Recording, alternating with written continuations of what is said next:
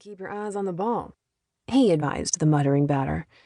Maybe I should throw it nice and slow, like I would for a girl. What do you think? I bet Maria could hit the ball better than you.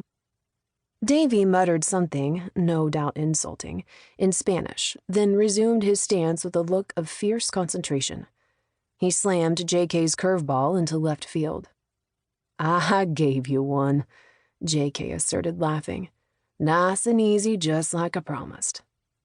You gave me nothing, Davy said, clearly affronted by the charge. Again, amigo. Before J.K. could complete his windup, though, manager Ken Hodges shouted at him from the dugout. J.K., you got a phone call over here. The kid says it's important. J.K. jogged across the field, once again winking at the girls who were still gazing raptly from the sidelines.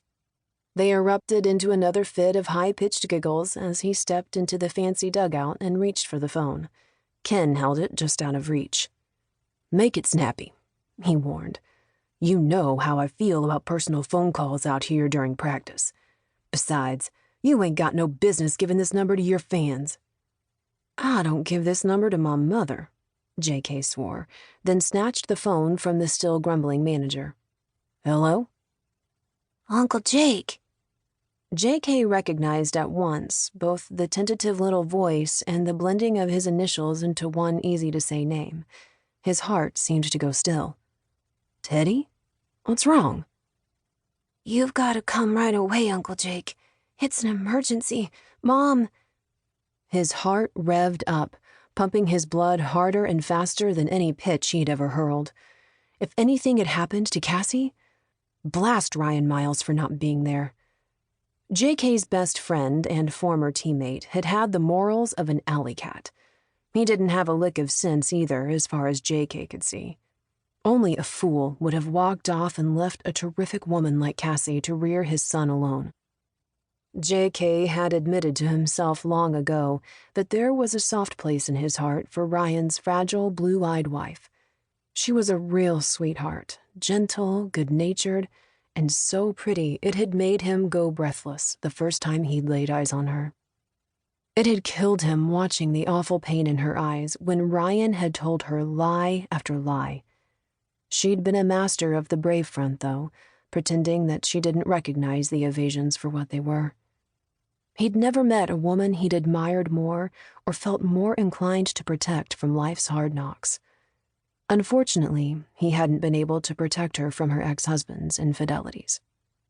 All those old feelings came crashing back as he listened to 7-year-old Teddy, his surrogate nephew, declare that there was trouble at home.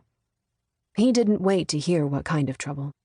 He didn't stop to wonder why Cassie hadn't called herself. He only reacted, knowing in his gut that he'd walk through a blazing inferno for that woman if she needed him to. Ken, I'm out of here, he declared, already running. I'll be back as soon as I can. You're going? The manager sputtered incredulously as he tried to catch up, his arms pumping furiously. What are you talking about, Starr? We're in the middle of practice, not some Sunday school picnic. You don't just walk out in the middle of practice.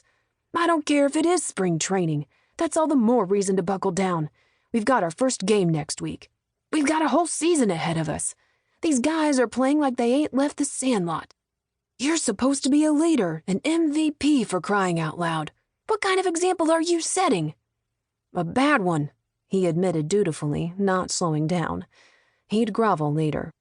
Find me. Leaving Ken still lecturing and waving his arms, J.K. accelerated across the practice field and went directly to the parking lot. He didn't even waste time getting out of his cleated shoes, despite the damage they were likely to do to his precious sports car. Panicked thoughts sped through his brain as he made the familiar 40-minute drive in under 20 minutes. He wasn't sure what he expected to find, but it wasn't the serene picture that greeted him when he screeched to a halt in front of Cassie's house in the quiet neighborhood where Ryan had settled them before taking off. Teddy and a friend were sitting side by side on the front steps, elbows on filthy knees, chins in grubby hands. At the sight of the car, Teddy's face split with a crooked grin, and they barreled across the yard, the friend lagging only a few paces behind an instantly animated